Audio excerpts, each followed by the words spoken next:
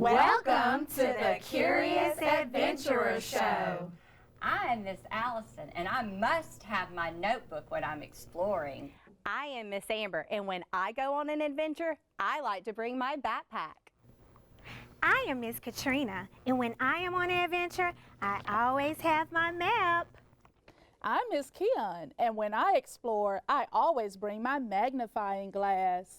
And I am Miss Hillary. I don't go anywhere without my compass. As curious adventurers, together we will visit ancient East Asian civilizations, learn tricky word patterns, and follow the adventures of the cat bandit. We hope you come get curious with us. Hello everyone, my name is Miss Hillary. Today we are going to practice our reading fluency, which is where we practice reading with accuracy and understanding. Are you ready? Let's dive in. First, let's take a look at our learning goals and standards for today. By the end of today's lesson, you will be able to read on-level text with purpose and understanding, read on-level text orally with accuracy, appropriate rate, and expression on successive readings, ask and answer questions to demonstrate understanding of key details in a text, finally, use information gained from the illustrations and words in a story to demonstrate understanding of its characters, setting, or plot.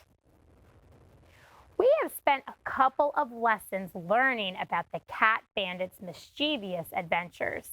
Let's check out our chart over here and remind ourselves of all the things that the cat bandit has already gotten into. Can you tell me, what things has the cat bandit already eaten?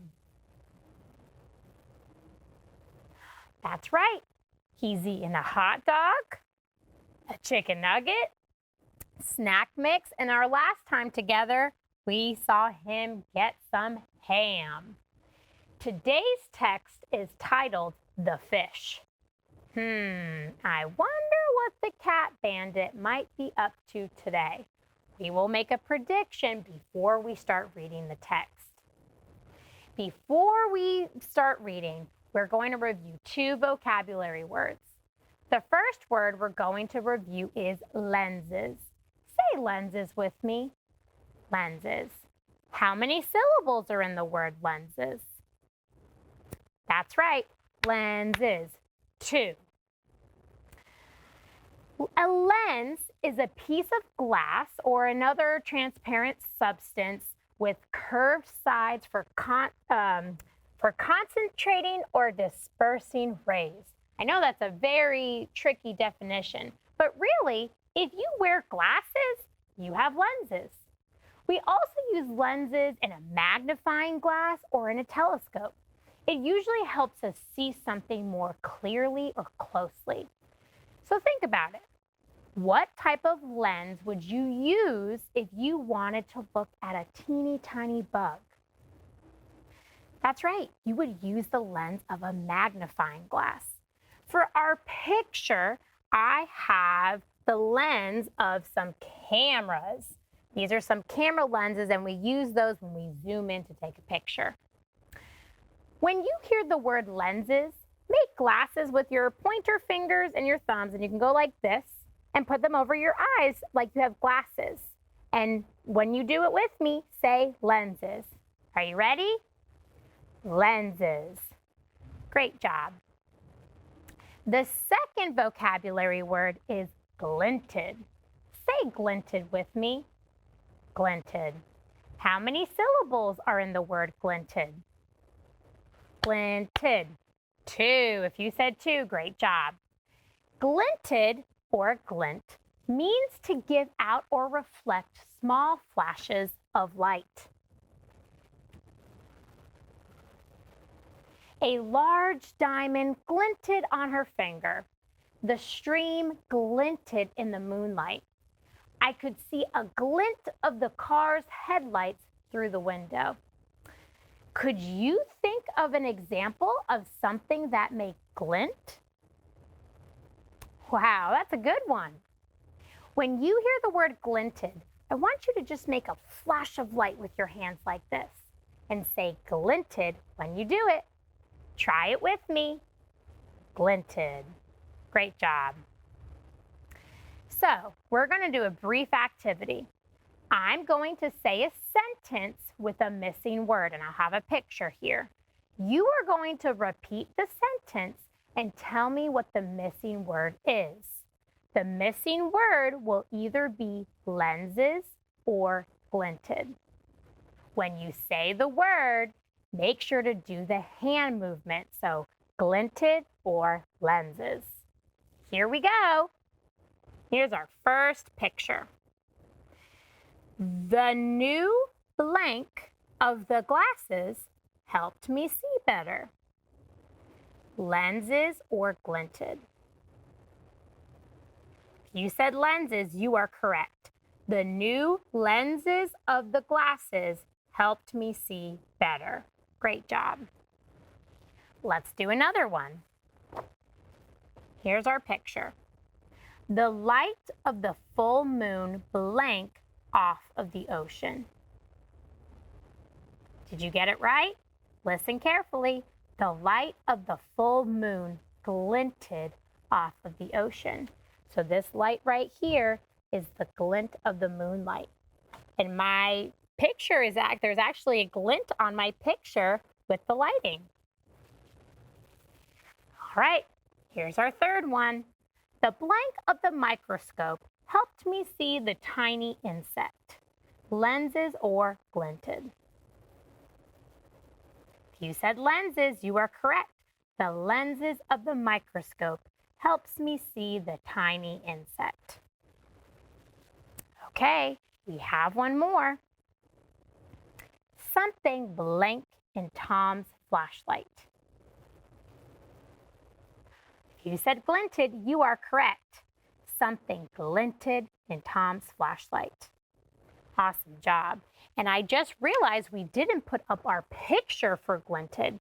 This is some light that is glinting off of our leaves on a tree. So it's the sunlight. So I'm going to add it to our poster.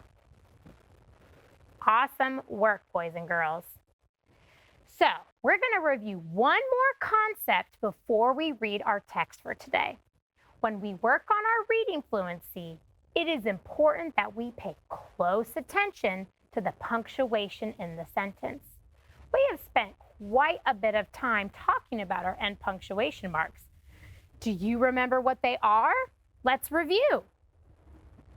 Scholars, what is this punctuation mark? That's right, it's a period. When we have a period, we are usually saying a statement or a command. What about this one? Yes, this is an exclamation point when we are showing high levels of emotion, excitement, or action. And finally, what's this one? A question mark, which we use when asking a question. Depending on the end punctuation used, we may adjust our voice and express the sentence in a different way. There is another punctuation mark to look for in this story. In this story, we will note the comma right here. A comma in a sentence means to take a tiny break while reading. Add this to our chart. A comma never comes at the end of a sentence, but it's always somewhere within the sentence. Okay, so we're going to look at an example together.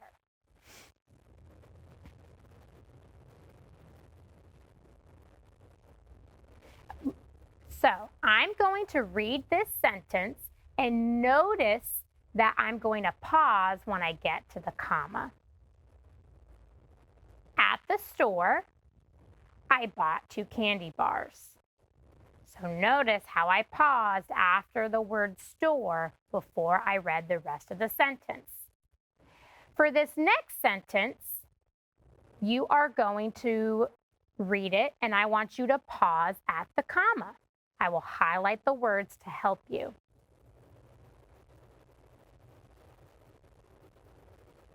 Hopefully, you read this sentence like this. Then, The cat bandit munched on the fish. Excellent job, boys and girls.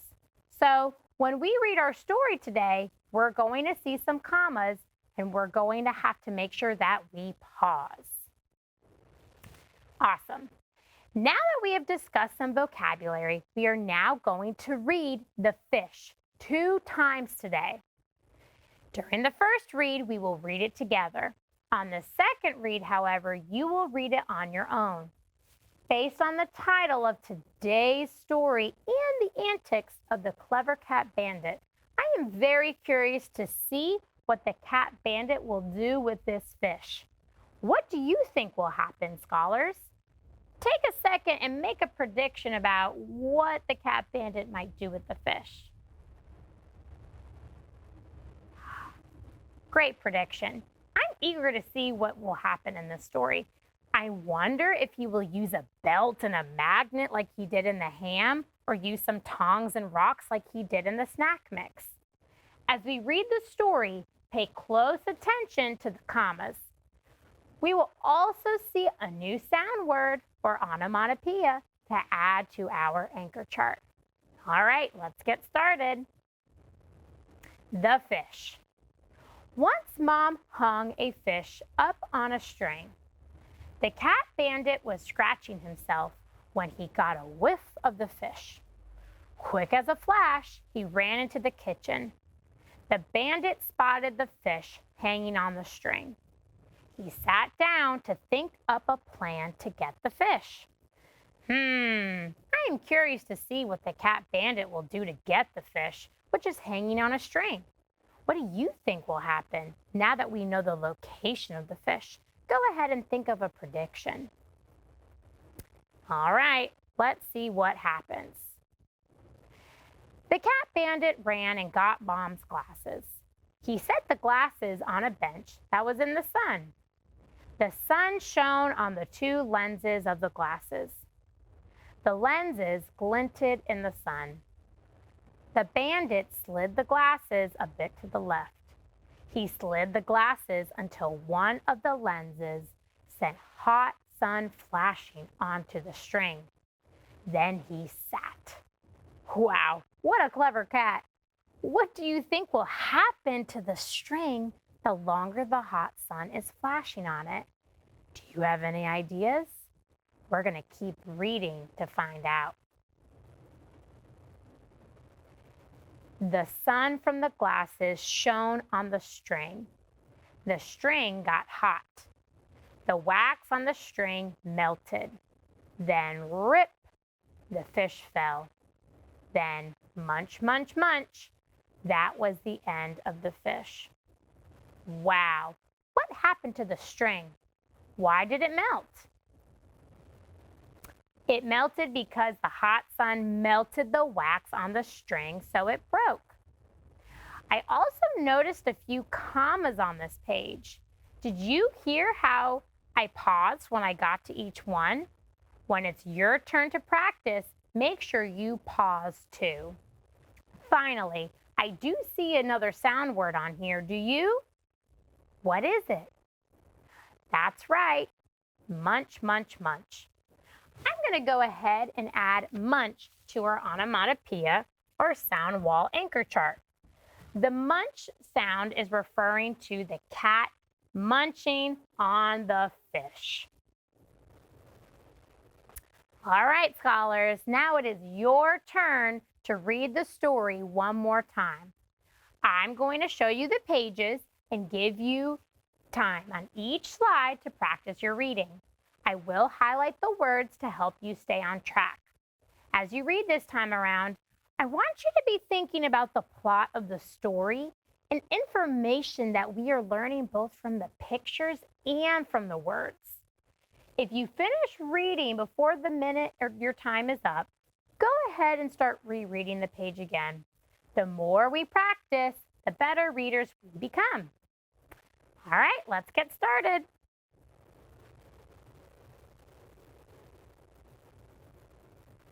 Strong reading so far. Keep it up.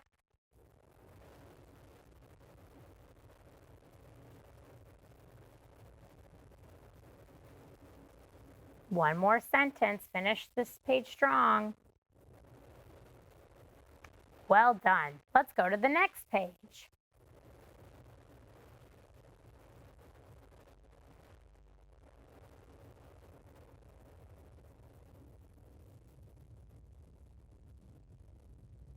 Keep going. Final sentence. Awesome. Let's keep going onto the last page.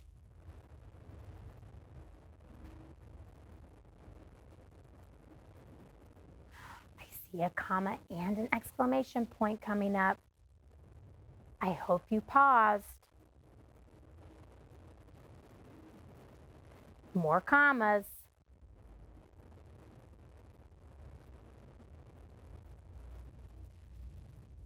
Great job. Give yourself a pat on the back. I know I'm giving myself a pat on the back for my reading. Now that we have read about the cat bandit and how we got the fish, we need to add to our bubble map over here. So, let me back up for a second. What do I need to add to our bubble chart? That's right, I need to add fish. I'm gonna add this here. Wow, look at all these things that our cat bandit has eaten. Do you like the same foods as the cat bandit? Which food do you think would be your favorite? I think I would pick fish, although instead of having a fish from a string, I would probably prefer something like fried catfish. All right, boys and girls, now we're going to do an activity where we look at what we learned in both the text and the pictures. As we become stronger readers, we will use information and details from both the words and the pictures to build our understanding of what we are reading. Sometimes the information is the same and just reinforces each other, but sometimes there are distinct details from each. And that's what we're going to look at today. So we have this chart right here. And actually, if we zoom in closely, we will see we have the pages of our story. So on our first page, we're going to look first at what we see and learn from the words and what we see from the pictures. So I'm going to get us started. So in the words of our story on that first page, we see that first, or we learn from reading, that the cat smelled the fish. That's something that the pictures can't tell us. But the cat smelled the fish, and the words also told us that the cat came up with a plan to get that fish that smelled so good, okay? If we look at the pictures, details that are not in the words are that, well, the fish is up high. We wouldn't know that if it wasn't for the picture. And it's also telling us the location of the fish. It is hanging by the fridge. Okay, so that's what we're learning in the first page. Now we're going to go down to our second page. If we look at the words, there are a few key things that we learn that is not in the pictures. One, the words told us whose glasses those were. Do you remember whose they were? They were Mom's glasses, so I'm going to add that. The next thing is it told us something about the sun and the temperature of the sun. Do you remember what it said? It said the sun was hot. And finally, it told us what the cat bandit did with the glasses. Do you remember? It said that the cat bandit slid the glasses. The picture doesn't show the glasses sliding, but what the picture does show is it shows the flash of the string from the sun, right? It shows us what it looks like, because I didn't know necessarily what it looked like until I saw the picture, and it looks like a beam, right? That's a detail that's not in the words. Also, I see that the sunlight, what it looks like on the bench. So I'm going to add that here. All right, we are on our last picture on picture and page. So the words on this page tell us two things. One, if we see, we learned in this page that the cat ate the fish, but if you see in the picture, he's not yet eating the fish. So the words told us that he ate the fish. And the words also told us that the string got hot and had ripped. And we don't see that in any of our pictures. In our pictures, however, we see that the string, the broken part of the string, is dragging on the floor. And we see that the cat ran off with the fish in his mouth. There's nothing in our words that say the fish is running off with the fish. Great job. All right, before we close today, we are just going to talk about a few questions, and I'm going to ask my friend from the Curious Adventures, Professor Keon, to come and help us. Hello, Professor Keon. Hi, Miss Hillary. Thank you for joining us. Can you help us out? Sure. All right, so our first question is, pretend that the lenses did not cause the string wax to melt. What other way could the cat bandit have gotten the fish from the string? Well, the cat bandit could have climbed up the cabinet. The cat bandit could have gotten string and a hook to knock the fish down. Ooh, yeah, that's probably what I would have tried to do instead of the crazy thing with the sunbeam. Awesome. All right, Miss Keon, how would the story end if the cat bandit couldn't get the fish? If the cat bandit couldn't get the fish, maybe the family would have caught him. The family would probably eat the fish. Yeah, it's probably what it was there for, right? For their dinner, not his. If the fish was there for the family to eat, what do you predict they would do when they found out the fish was eaten by the cat bandit? If the fish was for the family to eat, I predict the family will be disappointed that the fish is no longer there. They probably would have to go to the store to get dinner. Ooh, yeah, they probably would not be super happy. So what are some patterns that you're noticing in the cat bandit adventures? Well, Miss Hillary, some patterns that I see in the cat bandit's adventures are that the family is not in the story.